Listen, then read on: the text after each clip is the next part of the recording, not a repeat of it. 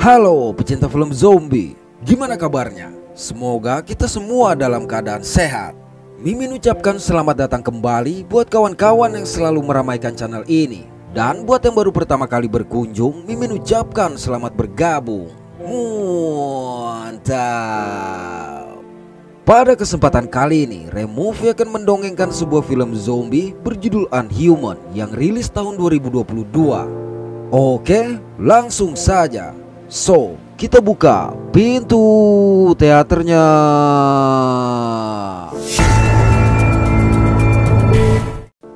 Suatu pagi, seorang gadis SMA bernama Ever tengah menyiapkan bekal untuk melakukan field trip sekolah dengan makanan seadanya. Sesaat kemudian, sang ibu datang dan langsung mengambil bekal tersebut seraya bertanya apakah Ever sudah menyiapkan bekal untuk dia sendiri.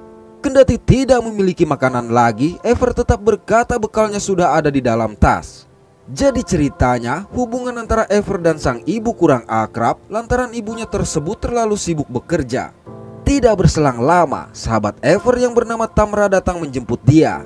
Melihat penampilan Ever yang terlalu cupu, sebenarnya Tamra kecewa. Tapi akibat tidak memiliki waktu lagi, terpaksa mereka segera berangkat. Dalam perjalanan, saat asik mengobrol, secara mengejutkan seseorang menyeberang jalan sehingga tercium oleh mobil mereka. Untuk itu Ever segera keluar. Awalnya pria bernama Randall ini menanggapi dengan dingin permohonan maaf Ever. Tapi begitu Tamra keluar untuk meminta maaf, Randall langsung berubah lembut dan melupakan kecelakaan tadi walaupun Tamra berpura-pura tidak mengenal dia. Sayang, tiba-tiba Randall dilempar dengan segelas air oleh kelompok pembuli bernama Danny, Han, dan Jesse. Parahnya, Tamra juga menolak memberikan tumpangan kepada Randall dengan alasan mobilnya tidak cukup. Dari situ, mereka langsung menuju ke bus. Di depan bus, sudah menunggu seorang guru bernama Lorenzo yang meminta semua ponsel siswa. Rupanya, Ever tidak memiliki ponsel untuk diserahkan. Ketika akan memasuki bus, Ever sempat melihat pria dewasa yang memandangi mereka. Di dalam bus, Ever mengungkapkan kekecewaannya dengan sikap Tamra yang berpura-pura tidak mengenali Randall, padahal mereka sudah berteman sejak kelas 6 SD. Namun Tamra tidak peduli. Setelah semua siswa dari kelas-kelas berbeda ini berkumpul, Pak Lorenzo menjelaskan kalau field trip yang mereka lakukan adalah untuk mendapatkan nilai tambahan. Jadi mereka harus bisa menyatu dengan alam dan menanamkan benih persahabatan serta ikatan di antara mereka. Selanjutnya perjalanan pun dimulai. Di tengah perjalanan, bus mereka berbelok keluar dari jalan utama.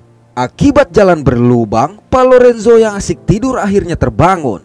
Menyadari bus mereka keluar dari rute, maka Pak Lorenzo mencoba menanyakan kepada sang driver yang bernama Wayne.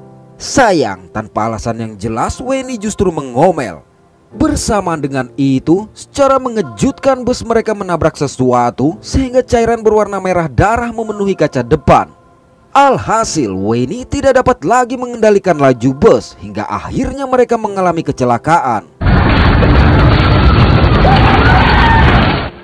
Sesaat berselang, tatkala tengah memastikan tidak ada korban jiwa, kendati beberapa siswa terluka, tiba-tiba terdengar sesuatu membentur bus di mana sekelebat bayangan melintas. Tidak lama kemudian, benturan itu kembali mengejutkan mereka dan terdengarlah suara langkah di atap bus sehingga suasana semakin mencekam. Namun saat suara langkah menghilang, keheningan itu kembali dipecahkan dengan suara radio yang mengabarkan bahwa Amerika dikepung oleh serangan kimia. Jadi meminta semua warga segera mendatangi tempat perlindungan dan menghindari daerah yang terdampak. Sayang belum selesai berita tersebut disampaikan, Pak Lorenzo memerintahkan Wayne segera mematikan radio. Bersamaan dengan itu, sebuah tangan berlumuran darah membentur kaca bus. Lantas muncullah seorang pria gondrong mengetuk pintu bus. Melihat itu, Pak Lorenzo berniat membuka pintu. Mendengarnya, tentu saja Wayne dan para siswa menolak niat tersebut. Sayang, Pak Lorenzo tetap bersikeras dengan alasan mereka harus bertanggung jawab. Benar saja, dengan sangat mengejutkan, pria yang ternyata zombie ini langsung menyerang Pak Lorenzo. Melihat keganasan sang zombie, sontak para siswa berhamburan keluar dari bus. Malang, beberapa siswa tidak berhasil menyelamatkan diri. Dalam keadaan panik, Ever terpisah dari yang lain. Beruntung seorang siswa mengajak dia pergi sehingga berhasil berkumpul dengan beberapa siswa yang selamat. Tidak lama kemudian, Randall dan seorang siswa bernama Steven datang mengajak mereka segera meninggalkan tempat itu menuju gedung yang tidak jauh dari situ. Awalnya mereka ragu, tapi akibat suara menyeramkan kembali terdengar, terpaksa mereka mengikuti keduanya. Tapi Danny yang merasa lebih jago memutuskan mengambil arah berbeda sehingga masuk ke bangunan yang terdapat bangkai seekor kuda. Parahnya, Han dan Jesse yang merasa jijik menolak untuk menolong Danny. Lantaran jalan pilihan Danny salah, maka Randall kembali mengajak mereka mengikuti dia. Di dekat bangunan yang dia maksud, tiba-tiba suara mengerikan bermunculan dari berbagai arah. Di sini, Randall dan Steven mulai membicarakan makhluk yang menyerang mereka serta siaran dari radio sehingga berasumsi kejadian ini berskala nasional. Mendengar itu, sontak Ever mengkhawatirkan keselamatan ibunya. Namun Danny berusaha realistis dengan menganggap yang menyerang mereka adalah para junkies karena zombie hanya ada di dunia fantasi. Alhasil mereka pun memperdebatkan hal tersebut.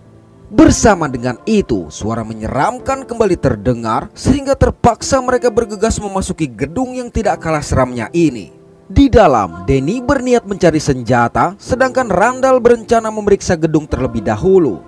Namun akibat ego masing-masing, akhirnya mereka berpencar meski Ever menyarankan untuk tetap bersama. Dan pada akhirnya, justru Danny lah yang sibuk membarikade gedung. Begitu Randall datang membawa senjata yang dia temukan, Danny langsung merebutnya untuk membuat barikade. Sejurus kemudian, terdengar suara teriakan meminta tolong yang ternyata berasal dari satu rekan mereka. Melihat itu, Ever berniat keluar, tapi dengan cepat dihentikan oleh Randall lantaran ada sesosok zombie di luar gedung. Dari celah barikade, mereka melihat sang zombie yang menaiki mobil dan memperhatikan rekan mereka tadi, sehingga Ever memujuk mereka untuk menyelamatkan dia. Sayang, tidak ada satupun dari mereka yang mau, termasuk juga Tamra. Alhasil, Ever langsung memanggil rekannya tersebut dan berusaha membuka barikade. Naas, sang zombie langsung menerkam dan menghantam rekannya dengan sangat ganas. Bersama dengan itu, tiba-tiba satu zombie muncul dan mendobrak pintu. Melihat kedua zombie merangsek masuk, maka anak-anak muda ini pun tunggang langgang menyelamatkan diri dan berlindung pada sebuah ruangan. Begitu menyalakan lampu, mereka mendapati ruangan bertuliskan welcome. Lalu secara mengejutkan seseorang yang mereka kira zombie muncul. Rupanya yang datang adalah rekan mereka bernama Ryan. Lantas Ryan menceritakan bahwa zombie telah mencabik-cabik rekan mereka yang ada di bus. Kemudian ketika di hutan, dia bertemu dengan satu rekan yang sudah berubah. Belum selesai Ryan menyampaikan kisahnya, tiba-tiba pintu didobrak, di mana bermunculanlah para zombie mengepung mereka. Untuk itu, mereka segera berusaha mencari jalan keluar lain. Selang beberapa saat, Randall berhasil menemukan sebuah lubang. Dikarenakan para zombie yang sudah semakin mendekat, terpaksa Han dan Danny harus berhadapan dengan zombie-zombie tersebut. Namun akibat jumlahnya yang terlalu banyak, akhirnya Han berhasil ditarik oleh kawanan zombie itu. Sedangkan Danny yang tidak dapat berbuat apa-apa memutuskan untuk kabur dan sempat menyelamatkan Ever yang hampir saja diserang oleh zombie. Setelah menyusuri lorong bangunan, mereka berhasil memasuki sebuah ruangan. Tapi di ruangan ini, mereka melihat manekin yang merefleksikan diri mereka masing-masing sehingga menyadari kalau semua itu sudah diatur. Bahkan di wajah manekin Ever tertulis kata nothing, yang memang menggambarkan kalau selama ini dia bukanlah siapa-siapa. Sialnya, lagi-lagi satu zombie muncul menyerang mereka. Dan manakala Ever akan menghabisi zombie tersebut, Randall terlebih dahulu menghajar sang zombie tanpa ampun. Oleh aksinya ini, Randall berhasil mendapatkan pelukan dari Tamra. Malang, serangan tadi menyebabkan Danny terluka dengan urat hitam yang keluar di sekitar lukanya. Menyadari Danny yang mulai bertingkah aneh, maka mereka bergegas mengikuti dia. Sayang, sikap Danny semakin tidak terkendali. Naasnya lagi, zombie yang sudah dihajar oleh Randall tadi kembali muncul, sehingga Danny yang tidak sempat menghindar akhirnya diterjang keluar jendela. Baru saja Danny terlihat tidak bergerak, tanpa mereka duga Danny kembali bangkit dan menghilang entah kemana. Alhasil asumsi mereka mengenai zombie semakin menjadi-jadi, dan kali ini Randall berhasil mendapatkan pelukan Jesse karena bisa menenangkan dia. Dari situ Randall mengambil alih kepemimpinan dengan mengajak mereka untuk memperbaiki barikade agar bisa berlindung di sana.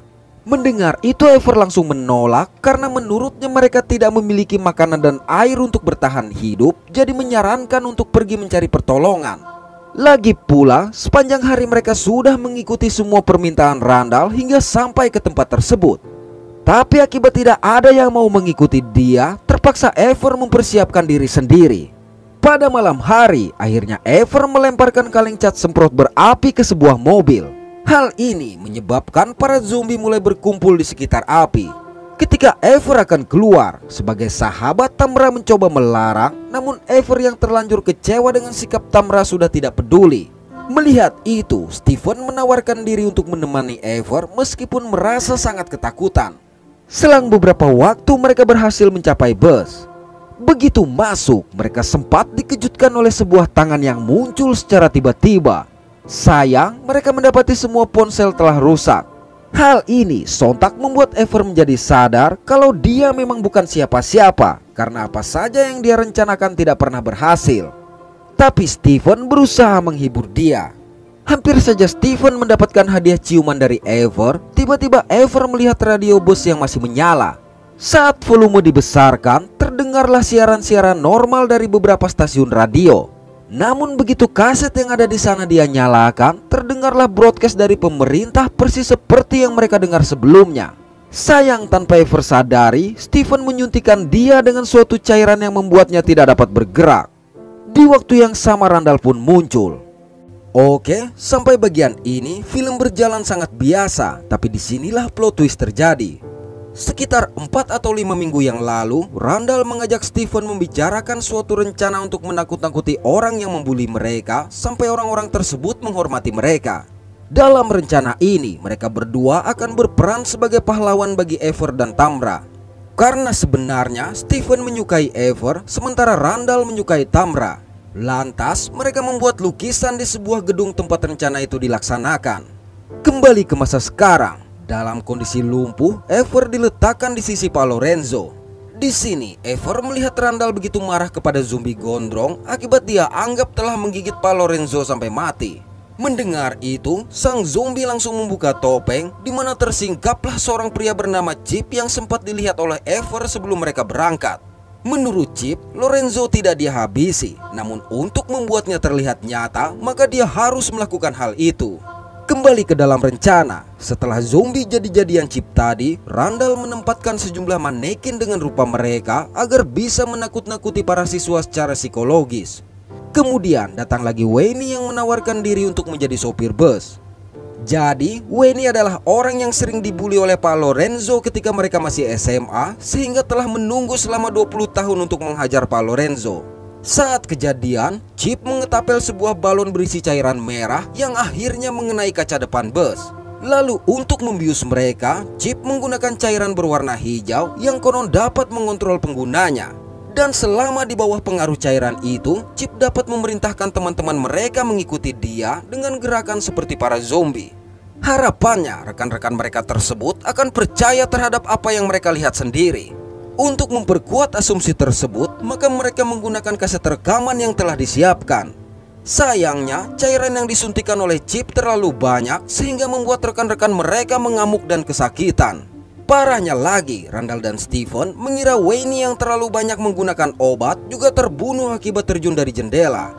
Tapi Chip berkata, para siswa tidak akan bisa meminta tolong lantaran ponsel telah dirusak oleh Wayne. Namun akibat hal yang terjadi di luar rencana, Chip telah mengurung dan berniat menambah lagi dosis kepada para siswa meskipun hal itu bisa membunuh mereka. Oleh karenanya, Randall mengajak Stephen untuk menghabisi siswa lain atau mereka akan masuk penjara. Karena tidak ada pilihan lain, terpaksa Stephen mengikuti rencana baru ini dan meninggalkan Ever. Sepeninggalan mereka, Ever seolah melihat Pak Lorenzo yang berkata bahwa Chip akan menghabisi dia juga kalau dia tidak segera pergi. Mendengar itu, Ever mencoba untuk bergerak. Malang Chip melihat Ever yang merangkak. Alhasil dia langsung menyerang Ever.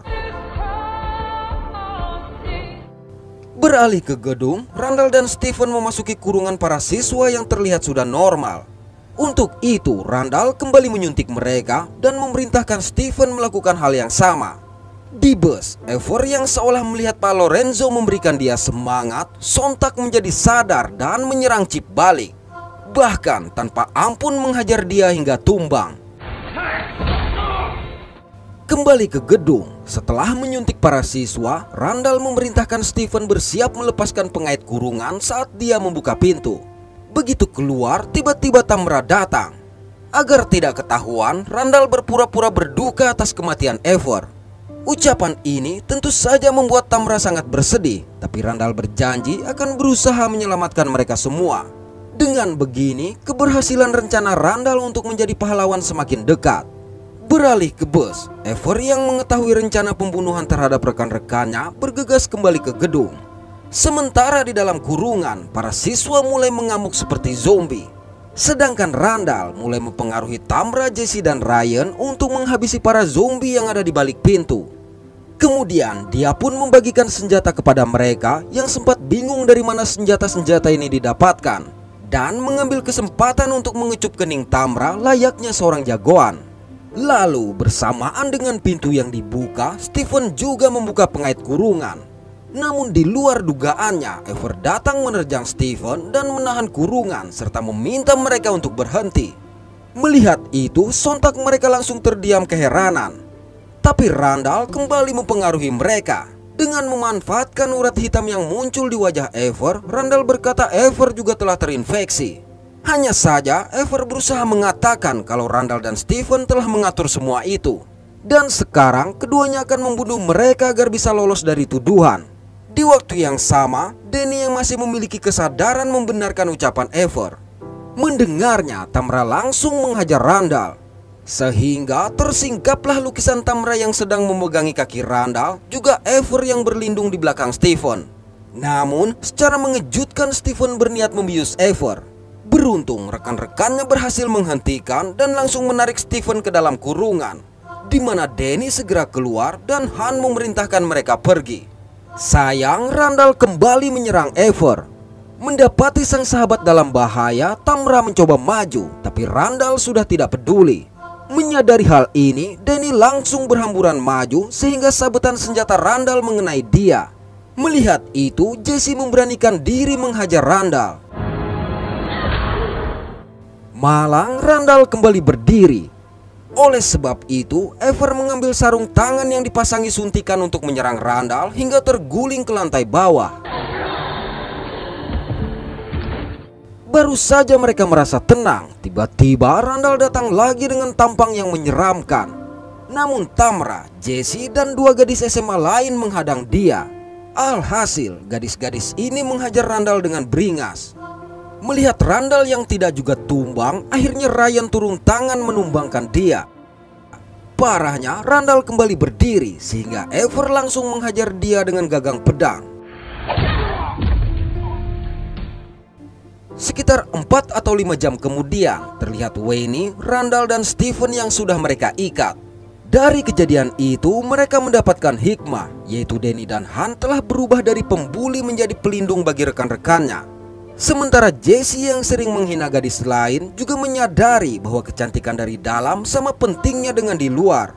Dengan begitu, misi Pak Lorenzo untuk membuat mereka menyatu dengan alam dan menanamkan benih persahabatan serta ikatan di antara mereka berhasil dilakukan. Melihat keakraban mereka, akhirnya Ever dan Tamra juga saling meminta maaf serta menyadari mereka membutuhkan satu dengan yang lain sehingga kembali menjadi sahabat. Setelah menyerahkan topeng chip yang juga telah mereka ikat, Ever membantu rekan-rekannya memperbaiki bus. Ketika akan berangkat, secara mengejutkan, Pak Lorenzo yang mereka kira sudah tewas ternyata siuman. Sekitar 4 atau 5 minggu kemudian, seorang wanita yang mengaku berasal dari divisi murid guru menemui Randall dan Steven di tahanan. Menurut dia, asosiasi guru dan orang tua bertanya apakah mereka berdua masih bisa melakukan aksi seperti itu lagi.